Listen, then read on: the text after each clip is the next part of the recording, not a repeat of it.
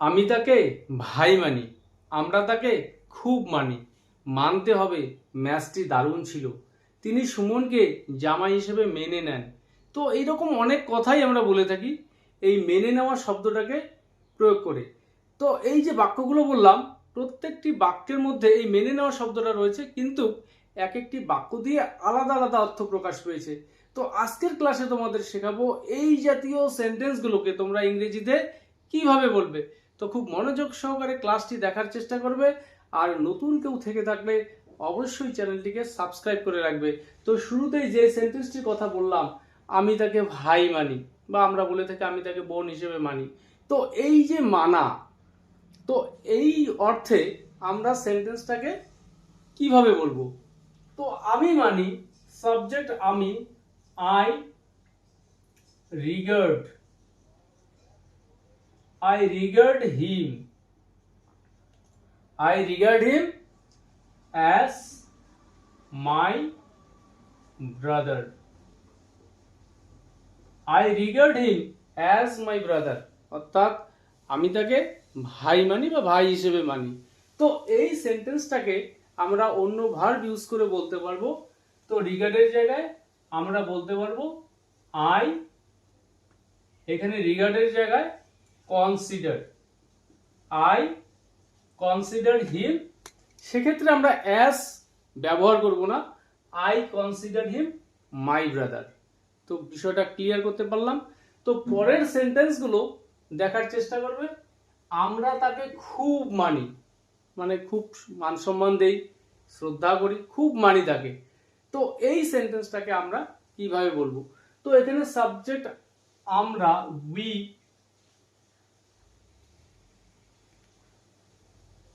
Hold হিম অথবা হার, যেখানে যেরকম প্রয়োজন। We hold him high regard,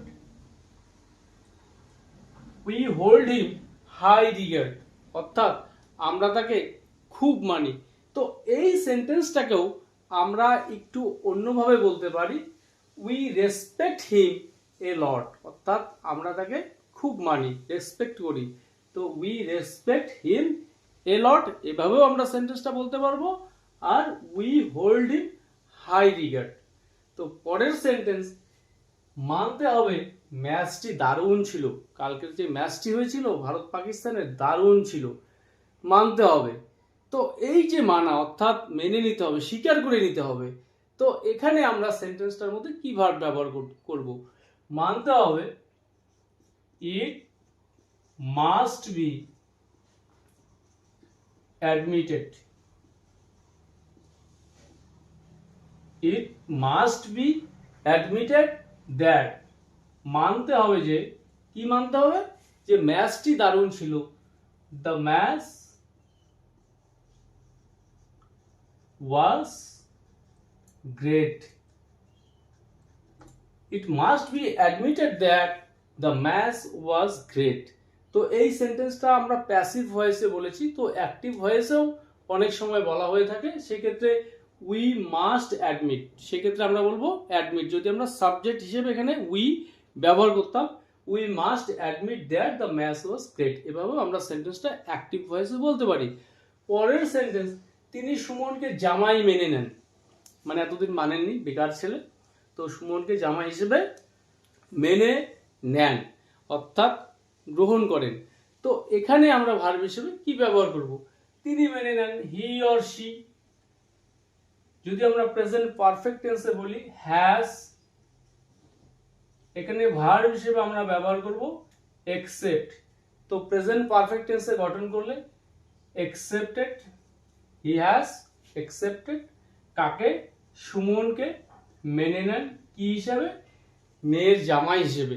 তো he has accepted Shumon as his son-in-law. He or she has accepted Shumon as his son-in-law অথবা হার, যেখানে যেরকম প্রয়োজন, জামাই হিসেবে মেনে নিয়েছেন।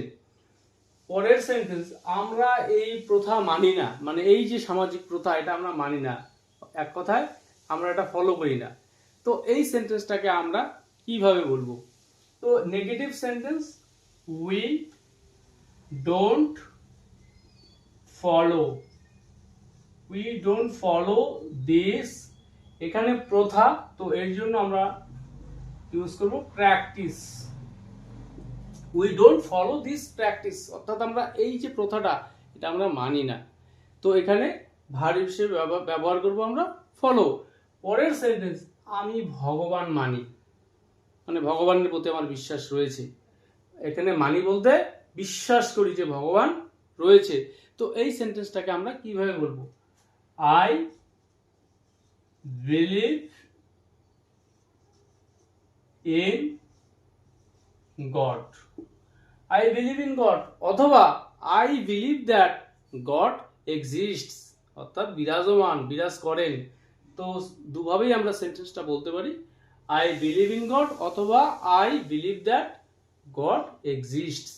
পরের সেন্টেন্স, সে হার মেনে নিল, মানে হারটা স্বীকার করে নিল।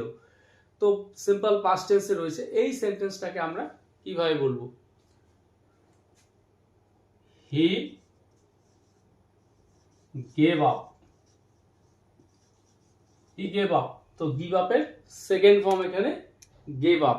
অথবা এই সেন্টেন্সটাকে আমরা বলতে পারি he or she backed down, পিছিয়ে গেল, সরে গেল বা হার মেনে নিল। পরের সেন্টেন্স, পরীক্ষার নিয়মগুলি মানো, যে নিয়মগুলো রয়েছে একটু মানার চেষ্টা করো, মানো।